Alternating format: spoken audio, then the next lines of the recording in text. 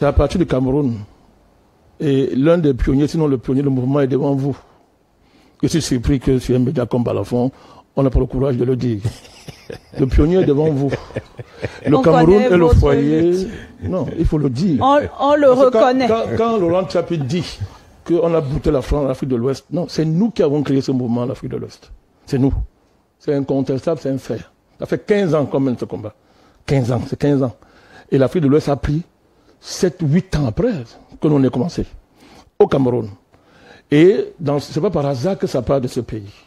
C'est pour dire que quand j'ai entendu soutien à une dictature grabataire, c'est pas vrai. Parce que, allez comparer les intérêts français de 1960, partons de 1960, c'est sur l'indépendance, jusqu'aux années présentes. Regardez la diminution des intérêts français. Rien que de 90 en 2025, 2023, peut-être l'année 2010, 2015. C'est l'ancien ambassadeur français de France qui le dit. Il faisait un cours à l'IRIC, une conférence, M. Guilou. Il faisait une conférence. La France a perdu plus de 35% de ses parts de marché au Cameroun. Comment vous pouvez être dans un endroit qui vous appartient, vous perdez les parts de marché? Et ça n'a pas cessé. M. Macron l'a confirmé ici à sa dernière visite. Il disait à ses entreprises que l'époque là est passée, soyez plus agressifs, soyez plus compétitifs. Hollande Tchapi était là, il a bien suivi. Donc, ce sont des faits. On ne conçoit pas que vous soyez chez vous et vous perdez les parts de marché. C'est une contradiction. On n'est pas obligé de faire de la propagande. C'est un fait. Deuxièmement, regardez en France. Quand le président Biya va en France, regardez comment il est accueilli. Faisons un parallèle avec le président Ouattara. Il y a plein d'Ivoiriens en France qui sont contre le président Ouattara.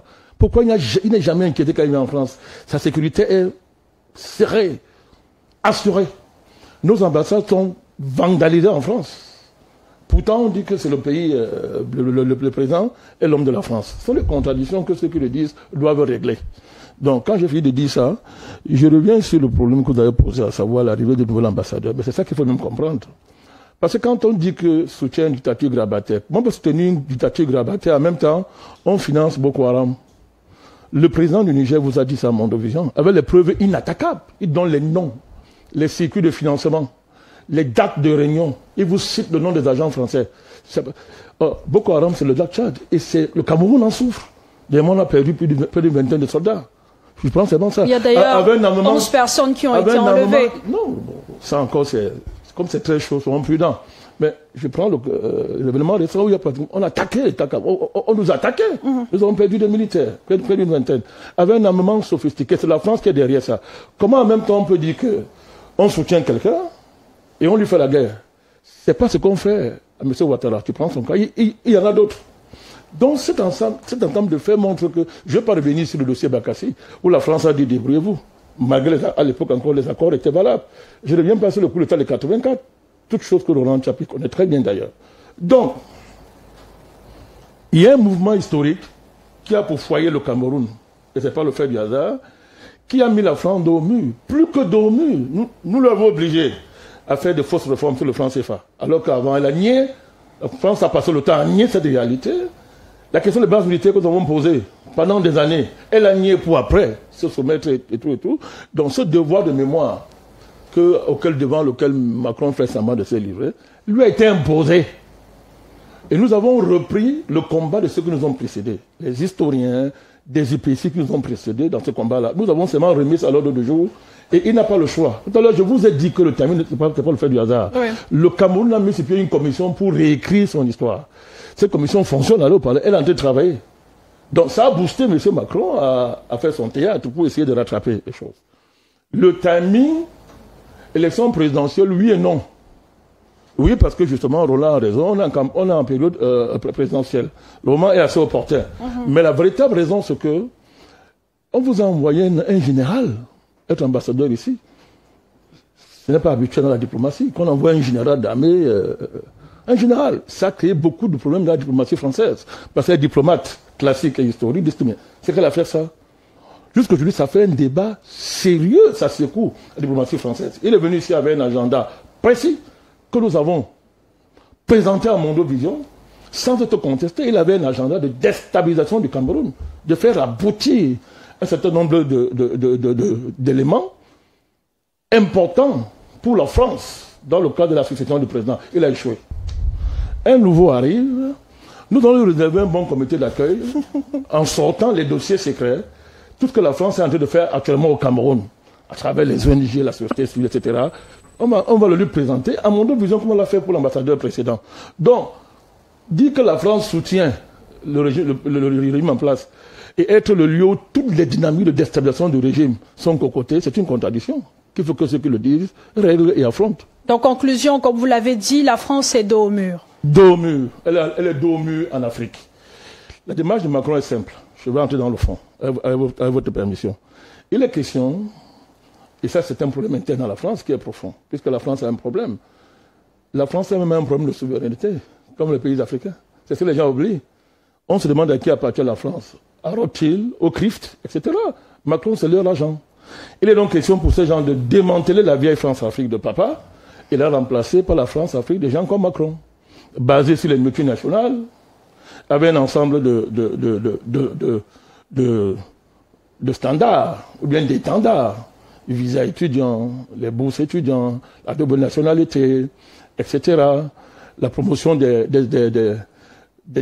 acteurs culturels. La France est la capitale de la culture africaine. Ça doit vous interpeller, ça. Et particulièrement Camerounaise, tous vos influenceurs, tous les gens qui sont en France. Ils vont. C'est pas le fait, ils résident, c'est pas le fait du hasard. On promeut les légendes, etc. Et c'est dans un programme qui est assumé. C'est-à-dire, c'est le programme de la diplomatie française. Il est question de produire les Young Leaders, version française, puisque c'est l'Amérique qui maîtrise cette affaire-là. Donc les Français ont créé une nouvelle génération de Young Leaders, c'est-à-dire des Africains qu'on fabrique pour travailler en Afrique pour le compte de la France. C'est ça qui est derrière tout ça. Donc, démanteler cette vieille France-Afrique suppose de tromper les Africains avec des gadgets, comme ce truc qu'il est en train de faire. Il est président, il écrit l'histoire. Bon, je veux dire, il fait semblant de nous remettre nos trésors volés. Mais vous voyez l'ingratitude et l'insulte. On nous dit non. Mais avant de vous rendre ça, il faut qu'on s'assure que vous pouvez garder ça. Ou bien que quand ils sont venus voler ces trésors ici, c'était bien gardé. Donc c'est tout ça, vous voyez qu'on est en pleine hypocrisie et que des Africains sérieux ne peuvent pas accorder la moindre importance à la gesticulation du petit président de l'Élysée. Jacob Tsatitsa, dans cette lettre, on a tout lu, sauf des excuses officielles. La France qui reconnaît qu'elle est impliquée dans ce qu'on a enregistré entre 45 et 71 au Cameroun. La France ne s'excuse pas. Est-ce qu'elle ne devrait pas le faire? Et est-ce que la rédaction, la sortie de cette lettre ne devait pas être l'opportunité même pour la France de s'excuser? Avant d'arriver là-bas, il faudrait que je vous décrive un peu comment le processus, selon moi, s'est passé. En effet, 2 ans après la création de l'UPC, en 1950, les administrateurs et les stratèges français envoient une note sur la souveraineté française sur le Cameroun. Dans cette note, il est écrit noir sur blanc que le Cameroun constitue un point géostratégique très important pour la France en Afrique. Parce que pour arriver au Tchad, où se trouvent des intérêts français, il faut passer par le Cameroun. Pour arriver au pays qu'on appelle aujourd'hui la République centrafricaine, il faut passer par le Cameroun. Et pour cela, les stratèges français conseillaient au gouvernement français de noyauter l'économie camerounaise en investissant dans les points stratégiques. Il s'agit des aéroports, des ports et des chemins de fer, ainsi que les terrains d'aviation. Et pour cela, la France a concocté un plan qui consistait à faire passer des textes à l'Assemblée projetée être mis sur pied au Cameroun et de faire passer ces textes à l'insu des élus pour que ces textes soient validés lors des séances de l'Assemblée. Et ce qui a été fait, et ce qui le prouve, c'est que les terrains où se trouve l'ambassade de France aujourd'hui sont le fruit d'un bail amphithéotique de 99 ans. Les ports, pour ça, les archives ne nous ont pas encore permis de vérifier si ces baux ont été levés ou pas. Mais pour ce qui concerne le terrain de l'ambassade, ces baux persistent. Un intervenant dans une télévision l'a bien expliqué. En ce qui concerne l'absence des termes comme réparation dans la lettre, c'est ce qui est le plus frustrant et c'est ce que je désigne comme un couteau qu'on tourne dans la plaie, dans la mesure où on ne peut pas parler de reconnaissance d'une guerre sans parler de réparation. Réparation judiciaire, réparation politique et réparation économique. Avant même de parler de la réparation, est-ce qu'on ne devrait pas demander pardon à ce peuple, au peuple camerounais?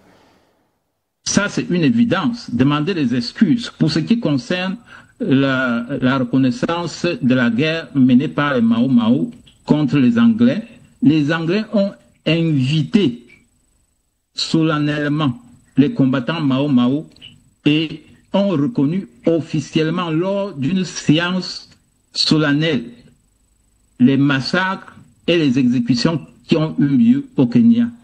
Pour ce qui concerne le Cameroun, les assassinats politiques, les empoisonnements comme l'empoisonnement de Félix Roland Moumié à Genève devraient être reconnus et réparés comme il se doit. Et la France devrait demander des excuses à propos. Justement, pour le cas Moumié, la France dit ne pas disposer d'assez d'éléments pour reconnaître son implication dans son assassinat. Que comprendre? Ça, c'est une en avant parce que les archives existent. Les archives concernant cet assassinat existent au niveau de la Suisse. Et la commission a pu y arriver. Je ne sais pas pourquoi ils ne peuvent pas mettre en exergue ce qu'ils ont trouvé dans les archives. Ces archives existent, je le précise bien. Est-ce que ça veut donc dire, Jacob Tatita, que le travail qui a été fait par la commission mémoire, vu que le président français dit qu'il fait la sortie sur la base des éléments mis à sa disposition par la commission mémoire, est-ce qu'on peut dire que le travail de la commission mémoire est partiel? La commission mémoire n'est pas allée au fond des choses.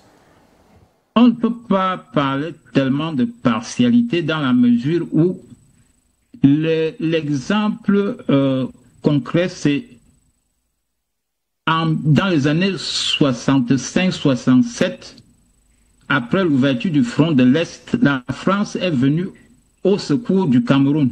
Et pour qu'elle vienne au secours du Cameroun pour combattre le front de l'Est, le Cameroun a promis un paiement en nature.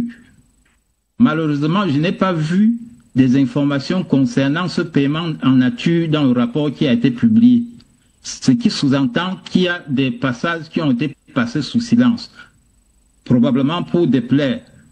Les membres de la commission n'ont pas eu à certains documents d'archives aux archives nationales de Yaoundé.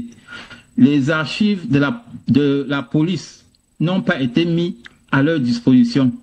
Et je ne sais pas si c'est à dessein ou ils n'ont pas pu avoir accès à ces archives.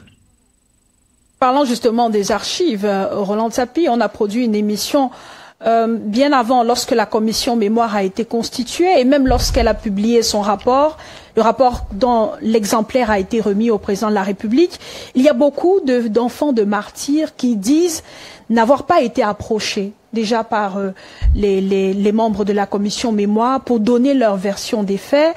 La lettre d'Emmanuel Macron cite 4 martyrs, pourtant il y en a tellement. Il y a même ceux dont les corps ont été jetés dans les chutes de la Métché et dont on ne parle pas. Est-ce que ce travail aurait été partiel ou a été partiel? Cela va de soi.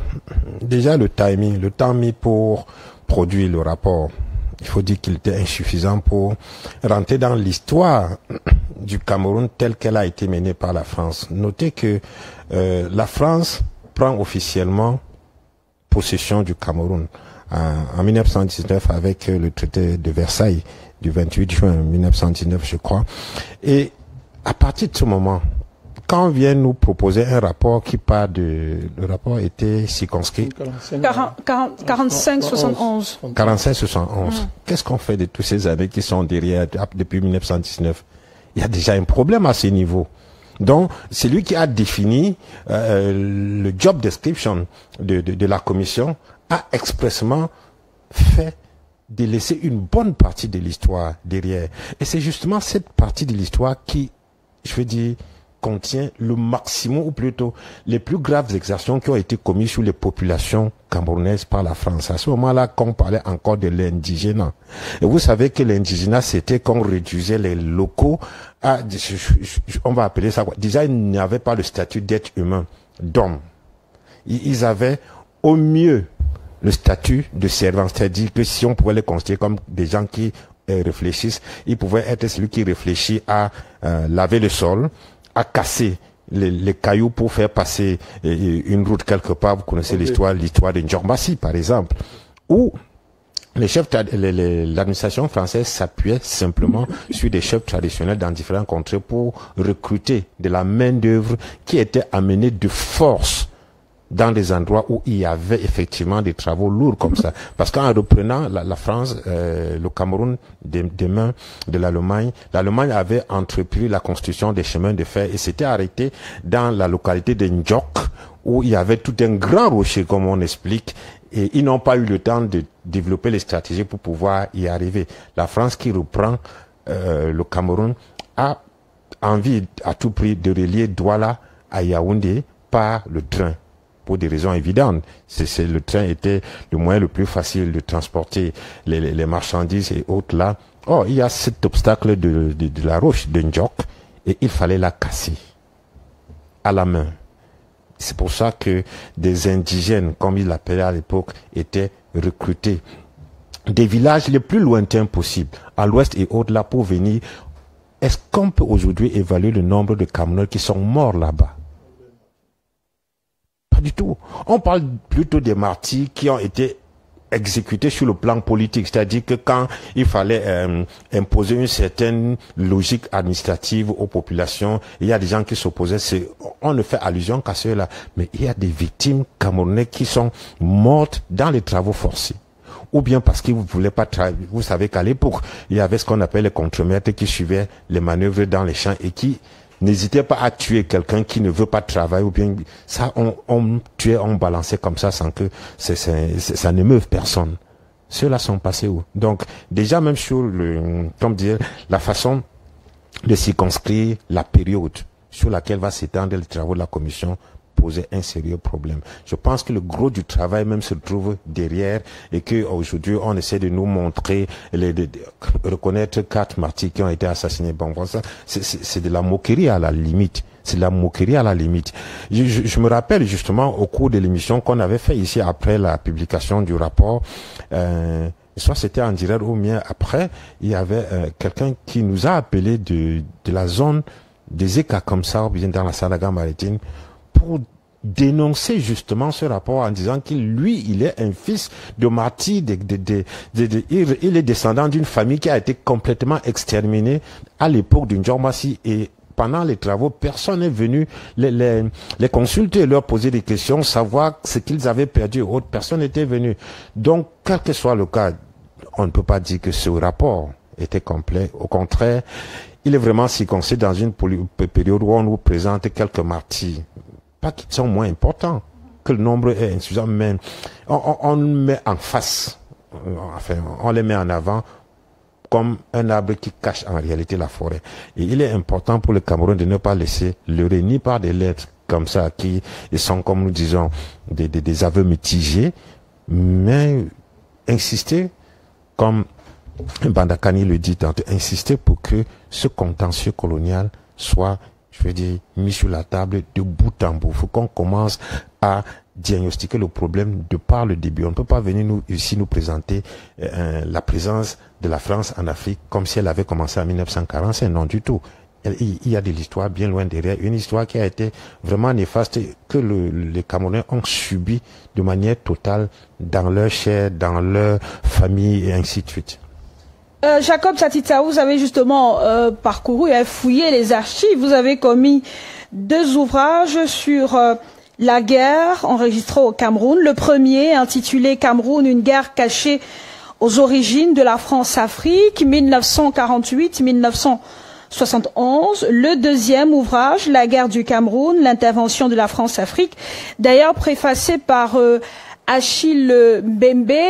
Dans ce livre ou dans ces 2 ouvrages, est-ce qu'on a une idée, une estimation du nombre de morts La France ne dit rien à propos du nombre de morts enregistrés au Cameroun et même parlant de la qualification de ce qui s'est passé au Cameroun. Est-ce qu'on peut, sur la base des recherches faites par vous et des livres parcourus, on peut parler de guerre plutôt que de génocide? On peut parler de guerre et aujourd'hui, on peut aussi parler de génocide dans la mesure où on se base sur le qualificatif de race. Et ce qualificatif, je l'ai retrouvé dans les archives et où les Bassa étaient qualifiés de race ainsi que les Bamileke. Pour ça, je peux parler aujourd'hui avec une voix d'autorité. Il y a également eu un autre génocide, le génocide, la volonté d'éliminer un groupe ethnique désigné comme tel et qui est, on peut retrouver dans les archives. Il s'agit par exemple des massacres de Tombelle ou nettoyage ethnique. Peu importe le camp où on se trouve, les appellations varient. Mais pour trancher net, il faudrait confier cette qualification à des organismes experts dans le domaine, comme les organismes de droits de l'homme ou les cours de justice internationale.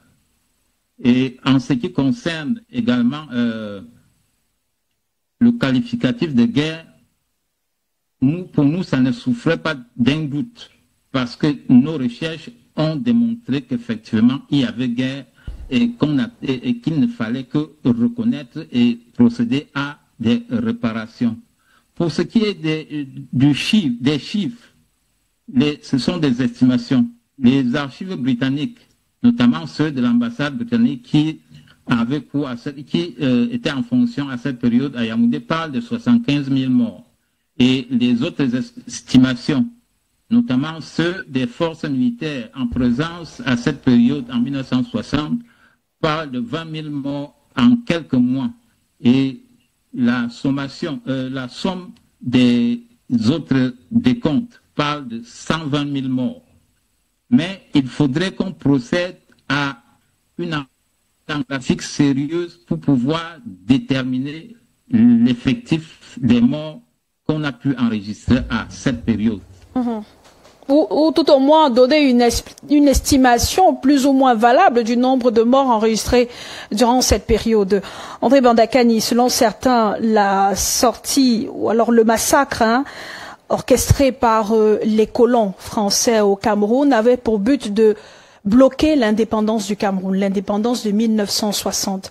Pourquoi donc aller au-delà de 1960 quand le Cameroun avait déjà en cette année-là acquis son indépendance? J'aime beaucoup votre relance parce que ça permet de repréciser, de recentrer la volonté, de recentrer pour se démarquer de la volonté française, consistant à vouloir tribaliser le nationalisme camerounais.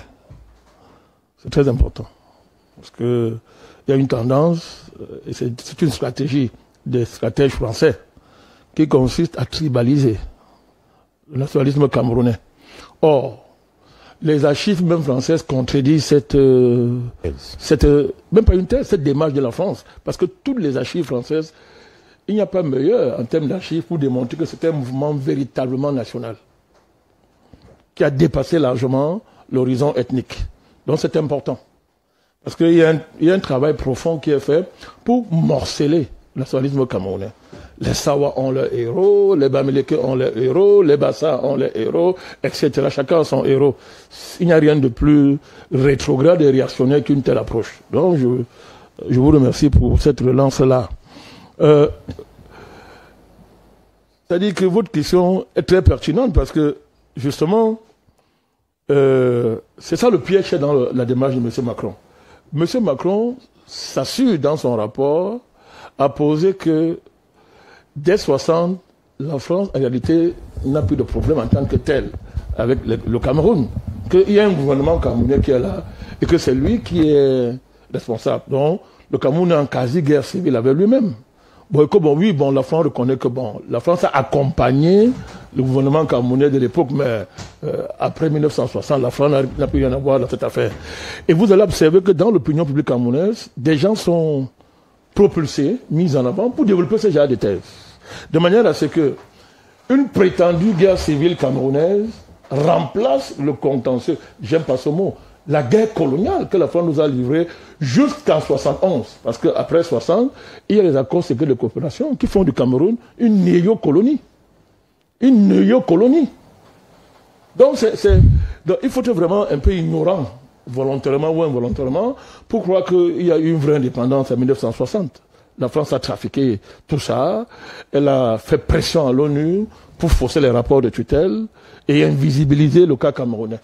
Ça lui a permis d'imposer les accords de coopération. Vous connaissez la séquence André-Marine Bida, Aïdjo, etc. L'enjeu, c'est les accords secrets de coopération.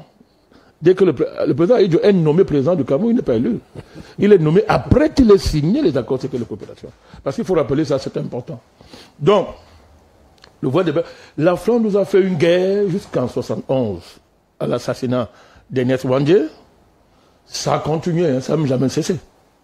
Parce que c'est la France qui organise le système politique camerounais, qui crée l'État camerounais, qui impose les accords secrets de coopération, qui détermine le Cameroun tel qu'il est aujourd'hui. Alors, ça ne s'est jamais arrêté.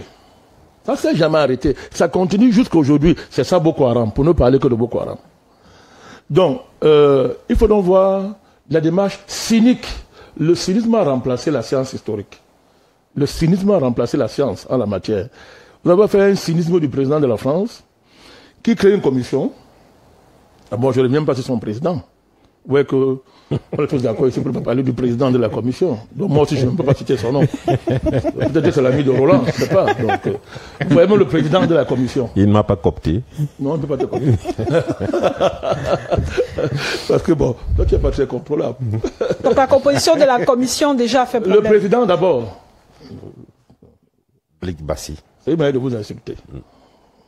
Je ne remets pas en cause son génie artistique, mais qu'est-ce qu'il fait dans une commission comme celle-là? C'est pas sa place qu'il a fait, ce qu'il sait faire, chanter. Pourquoi on l'a mis là?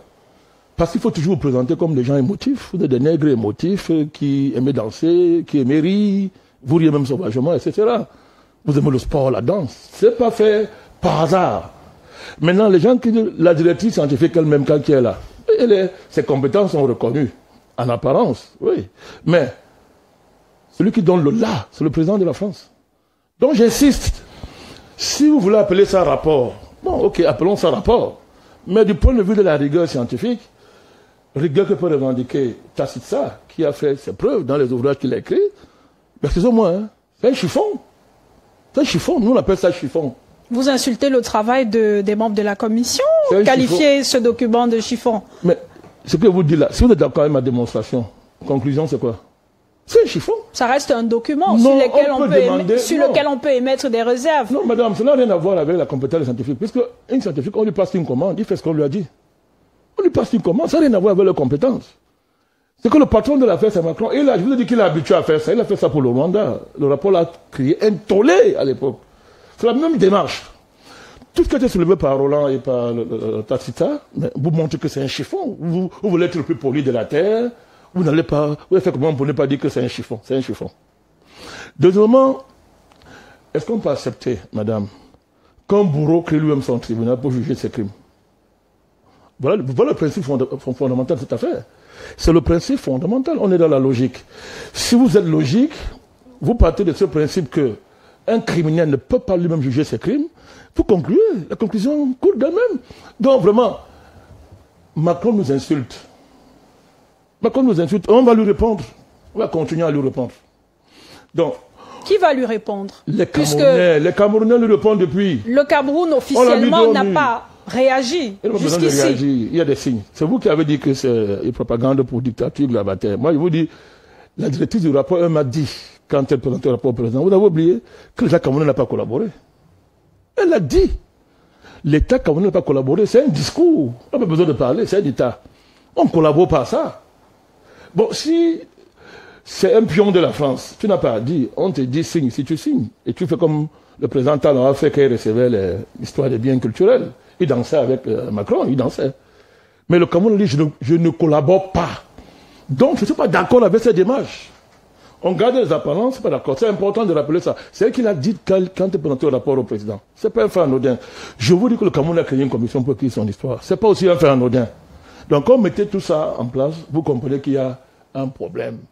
La France et le Cameroun, c'est la guerre. Moi, je ne sais pas ce que vous appelez contentieux. C'est la guerre. Parce que c'est un contentieux. M. Macron ne pouvait pas oser lui-même dire qu'il juge ses propres crimes. Puisqu'on a refusé à l'Allemagne de faire ça, pour prendre seulement le cas de l'Allemagne, on a refusé de faire ça. Donc pourquoi quand c'est nous on fait ça? Hollande a soulevé un chapitre important. Pour que vous compreniez pourquoi il ne peut pas assumer ça. Pourquoi il commence en 1945. La France se vante, et en particulier les Français, la colonisation française. C'est l'un des rares pays au monde qui revendique la colonisation comme étant un acteur civilisateur, de manière officielle. Je vous dis, c'est l'un des rares pays au monde qui revendique ça, que la colonisation était civilisateur. Par quoi donc elle était? Parce qu'on a construit des routes et des écoles. Mais quand vous avez bien suivi le raisonnement de Roland tout à l'heure, et c'est la vérité historique, mais la main-d'œuvre qui a fait tout ça était gratuite.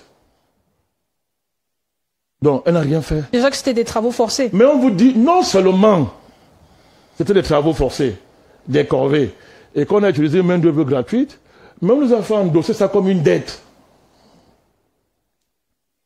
Mais oui, d'ailleurs, le président français avait fait une sortie dans ce sens pour dénoncer l'ingratitude de l'Afrique. L'Afrique qui n'a pas dit merci, qui n'a pas remercié la France. Mais c'est bien de rappeler ça.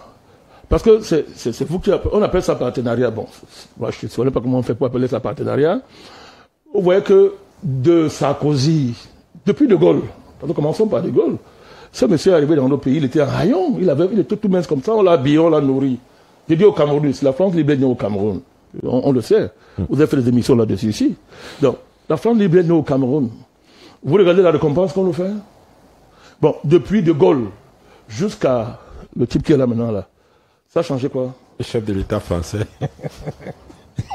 C'est le paternalisme le plus réactionnaire, l'arrogance. Il n'ose même pas dire qu'il demande pardon. Il n'ose pas. Mais on vous insulte. Et la France est comme ça. La France est comme ça. Il y a quand même un contraste, il y a quand même un contraste, Roland Tapi, entre le service rendu, même bien qu'il ait été forcé par les Africains, et les massacres de la France, les massacres orchestrés par la France. Comment expliquer la barbarie, la brutalité avec laquelle des Africains ont été massacrés, tués, assassinés, torturés par les Français? C'était quoi? C'était quoi l'élément déclencheur de tout cela? En parlant des chiffres, je voudrais ajouter à ce qu'a dit Tacita, parce que ça m'est revenu. Quand les carnets secrets de la décolonisation, Chafar, il ne parle du Cameroun, il dit que c'est au moins 450 000 personnes. Je voulais seulement rappeler ça. Lui qui a fait des recherches, il faut ajouter ça. Vous allez comprendre que il ne peut même pas définir parce que c'est grave. Ce sont des centaines de villages qu'on a rasés. Vous parlez seulement des villages qui ont été rasés. C'est en centaines qu'on les compte, les villages. Donc c'est déjà dans les carrés secrets de la décolonisation. Ce n'est pas vous qui avez écrit, c'est un Français, Chafar. Il dit que lui, à l'époque, il comptait, on était déjà à plus de 450 000 morts. Mais d'autres historiens démontrent que c'est peu. C'était une parenthèse. Voilà, Tapi. Oui, la question c'est de savoir pourquoi est-ce que la France était si violente vis-à-vis des populations camerounaises à l'époque. Il faut se rappeler que la colonisation fait suite à l'esclavage. Et depuis l'esclavage, si vous êtes considérés plutôt comme des objets qu'on peut vendre, acheter et trier, mettez dans un bateau, enchaîné, et pendant qu'on est même en train de partir avec vous dans le bateau, en route, si on voit que quelqu'un donne des signes de faiblesse et tout, on balance dans l'eau comme ça. Bref, les objets, meubles et immeubles étaient plus importants à l'œil des Blancs que l'Africain. Il était moins que rien, déjà à l'époque de l'esclavage. Maintenant, quand on a évolué, au moment de la colonisation, quand Bandakani dit tantôt, au mieux vous étiez considérés, quand je dis vous, je veux dire nous, les Africains, étions considérés comme des animaux qui sont à la limite émotifs. Et comme l'émotion, faut contrôler par la violence, c'est pour ça qu'il y avait le bâton à côté pour pouvoir atténuer tout type d'émotion, que ce soit les pleurs, les réactions animales, instinctives et tout. Donc, si on nous accordait un minimum, c'était que nous sommes des êtres vivants, mais des êtres instinctifs qui ne réfléchissent pas, mais qui ne réagissent que de manière émotionnelle, avec la force, avec la violence. Et comment canaliser, comme les animaux, comment vous voyez comment comme nous discutons nos routes avec les bœufs. Là, vous voyez, quand vous êtes dans la voiture, quoi, quand vous voyez comment celui qui contrôle ces bœufs est en route, il est avec le bâton. Parce qu'il considère le bœuf comme celui qui ne veut pas réfléchir, savoir qu'ici, là, non, faut pas passer, non. Il faut que le bâton pour lui rappeler. C'est comme ça qu'on était considéré. Et en même temps, il fallait pas que pour des raisons économiques, on s'encombre pour ce qui est de ces indigènes d'un certain nombre de difficultés ou bien de dépenses. Quand vous êtes un peu malade, bref, quand vous n'êtes plus productif, rentable parce que vous avez été atteint par une maladie ou bien de la